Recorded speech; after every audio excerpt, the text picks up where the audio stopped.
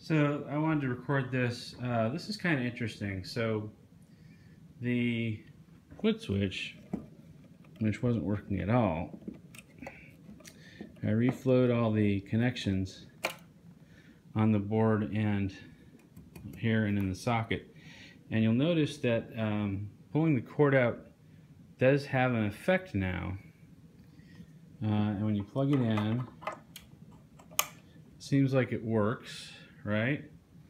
Except that now the LEDs up here work, but it still doesn't change anything on the amp, nor can I.